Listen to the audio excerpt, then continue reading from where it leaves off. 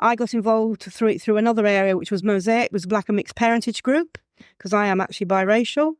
And I'm a researcher freelance researcher and volunteer for Black History.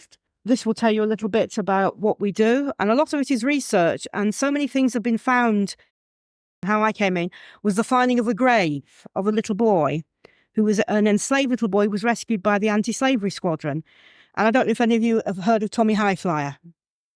Well, Tommy Highflyer was a grave that was found by a friend of Bert's who was clearing a grave up in Woodville Cemetery. And he said, "Here, Bert, have a look at this. Look what I found." And it was of a very, very well-preserved grave of a little boy of 12, 13 years old who was buried in Woodville Cemetery in 1870. And so Bert and I decided to go digging, literally and metaphorically. And what we found at first was have you got a picture of that? Yeah, it's all on the presentation. It's just that you're jumping ahead. Oh, damn. We've been arguing for 20 years and we'll probably argue in our graves. So, well, Tommy, yeah. Well, Tommy's one of them. And that's how I met Bert. Literally, that's the first research we did. But I'm going to let Bert start from there because, as usual, I jump ahead and we'll be arguing about this in the taxi when we go home. Yeah. Hello, welcome. Anyway, Suchi mentioned that we're Brighton and Hove Black History. Well, we go around in Brighton and we do talks about Black history. And we tend to do it to a white audience. So I do a definition. We have a definition of what black is. So when I talk about black, you roughly know what I'm talking about. The black people are mixed parentage people, which is mixed race, but we use the term mixed parentage. And included people from ancestral, who is from Africa, Asia, the Caribbean, Chinese, Middle Eastern, North Africa, and the indigenous people of the Americas, New Zealand, and Australia.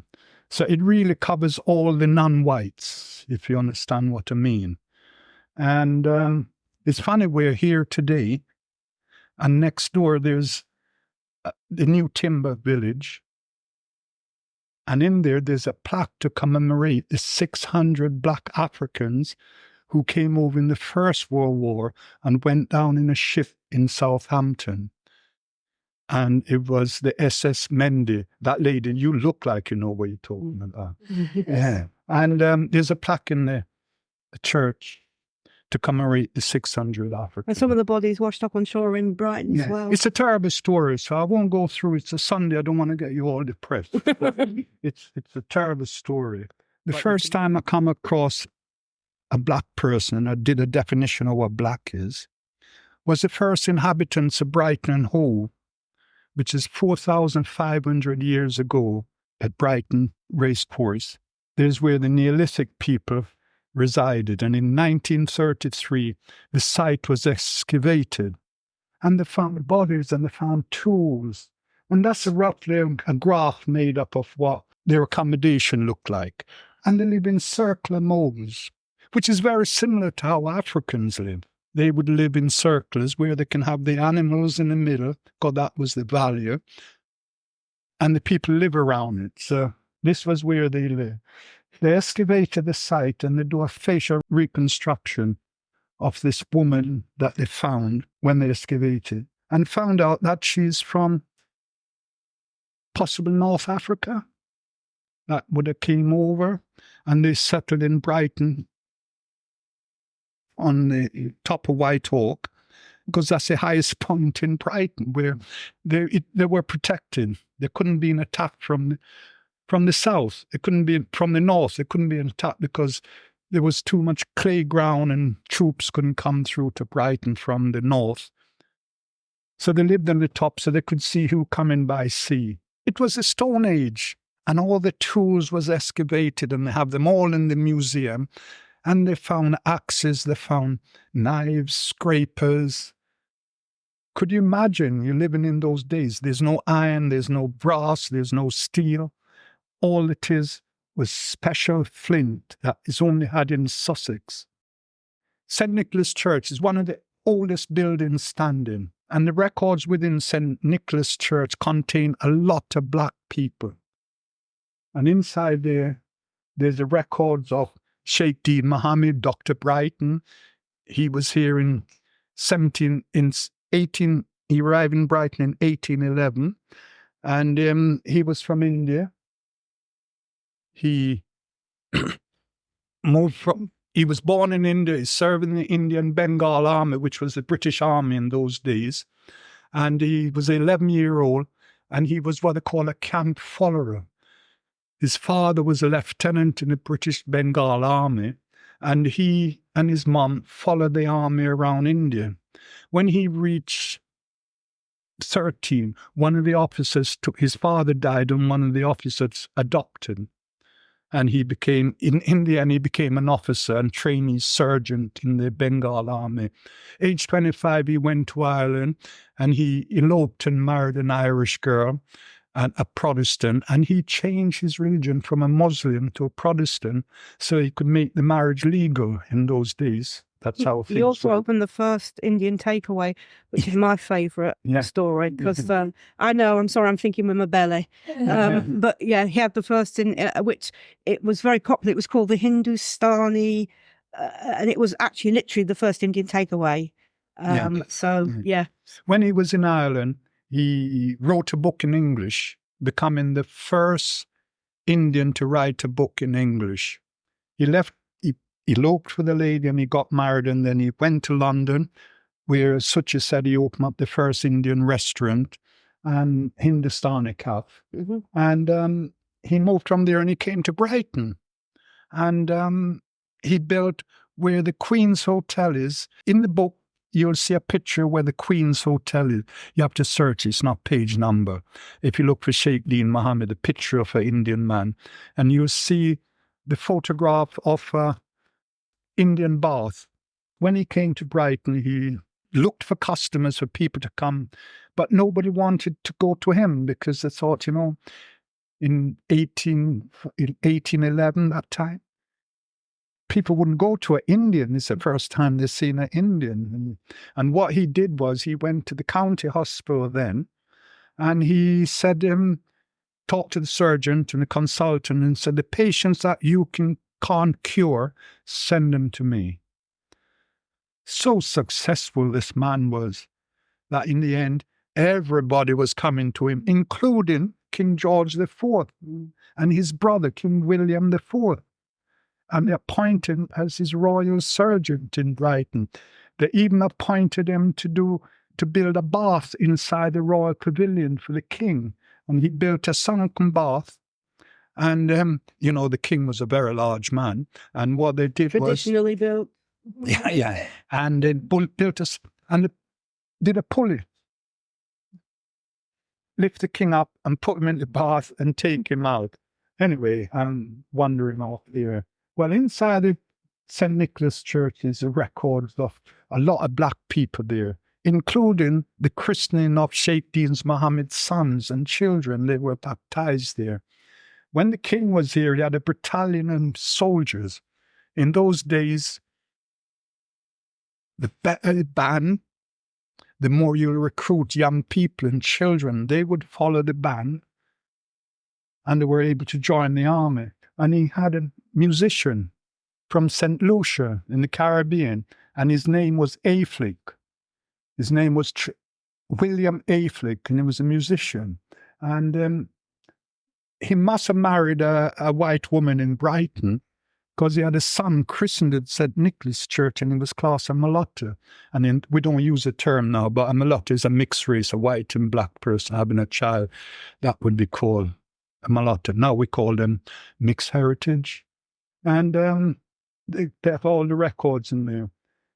And next is Sarah Forbes Bonetti, an African princess. And she was given as a gift to Queen Victoria. And she got married in Brighton in 1862. She got married to an African. The day of the wedding, it was rumoured in the paper that it was going to be a royal wedding in Brighton. And so the whole town turned up to witness this wedding.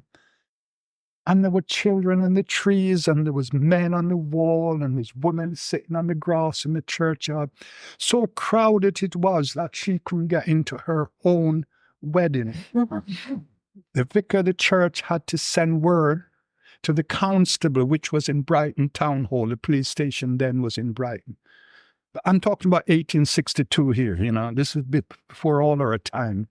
And they had to send word to the constable to clear the path. He got married, and she had a daughter, and she wanted to name her daughter Victoria. So Sarah, she wrote to Victoria and asked permission to call her daughter after her. And Queen Victoria in her diary wrote, I'll be delighted, and I'll also make her my goddaughter. And then she became Queen Victoria goddaughter. The Royal Pavilion, built by George IV as his seaside palace. And George Howard was a child prodigy.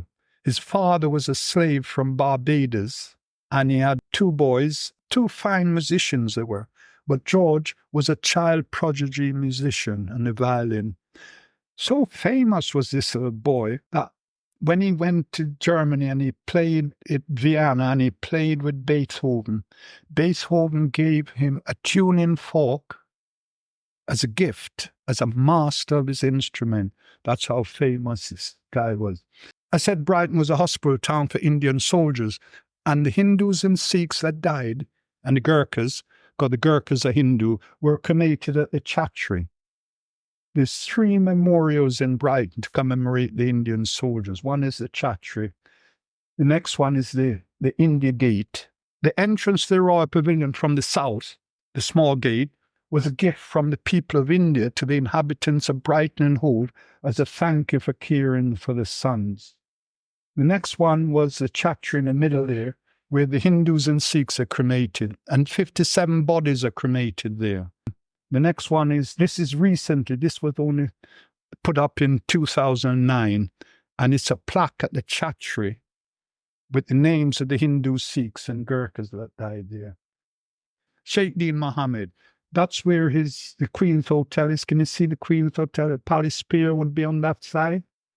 And don't forget, in Brighton, the Lewis Road and the London Road were 2 rivers, streams called the Wellsbourne that flowed into Poole Valley. And that's the water that was the thing that people came to Brighton to drink, because it came off the downs. It was all filtered through the chalk and had so much nutriment. And Sheikh Dean Mohammed had a grandson. His name was Akbar. As a 17-year-old, he went to the county hospital, and the county hospital at that time was a training hospital for doctors. It is now, again, a training hospital. And then, age 18, he went to Guy's, and for 2 years running, he won the top physician award at Guy's Hospital. And what he did was, he modified the blood pressure machine to make it the lighter version it is today.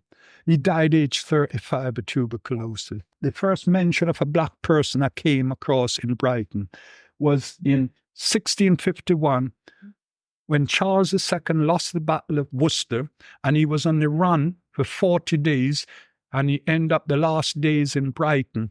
And he stays at the Georgina, which is where the cinema is today, at the corner of West Street, at the end of West Street. That's where it was. And that's where the king stayed the night. And the next day, he escaped to France. The Royal Crescent, 14 houses built in the Royal Crescent. And it was built by a West Indian called J.B. Otter.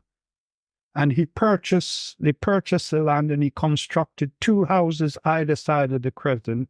He went away to Barbados, and 17 years later he returned, and he finished the constructions.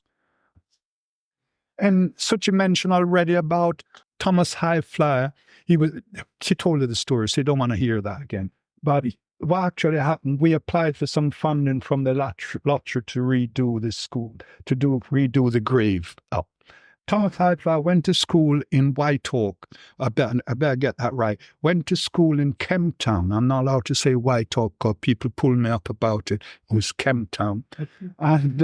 And Suchi and I went into the school to tell the story.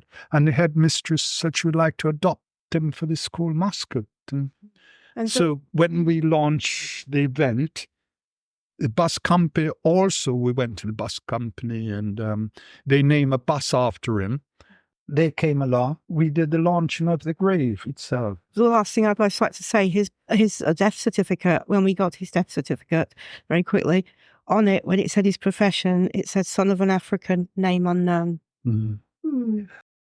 This is a lovely story. This is about 3 African kings. I'm nearly finished, nearly done. 3 African kings that came to England to petition Queen Victoria because Cicero, the Prime Minister of South Africa, wanted to run a railway from Cape to Cairo, right through Africa, and it meant going right through Botswana. Well, the 3 kings who rule Botswana objected to that because Cicero's already captured Rhodesia, named it after himself, and he treated the people really badly. He really treated the people badly. And these 3 kings were aware of it, so they came to England to target Queen Victoria. And they were successful. They stopped Cicero's from running the railway through Botswana. So upset was Cicero's that he said, come on, Suchi, help me out. Yeah, he basically said he couldn't believe he was bested by the N-word. Yeah, outwitted by... A load of N's. Yeah. Anyway. It's in a letter that he wrote. Yeah. These nurses from the Caribbean, the Windrush. After the Second World War, Britain lost a lot of the men and the women. And so they didn't have enough people to build the country up. And they didn't have enough women to work in the hospitals. Because as you know, a lot of English girls won't go into nursing. It's not the sort of dirty jobs they want to do. So they went to the Caribbean and they recruited nurses. And this sister there from Guyana, she's the first black sister ever to work in the health service in the southeast. Even at that time, places like Manchester didn't employ them. They're just nurses that came up from the Caribbean. And they were all at Brighton General. That's my wife there, this first picture, Shirley. That's my wife. Anyway, that's a story, and I think I ran out of time. Yeah, when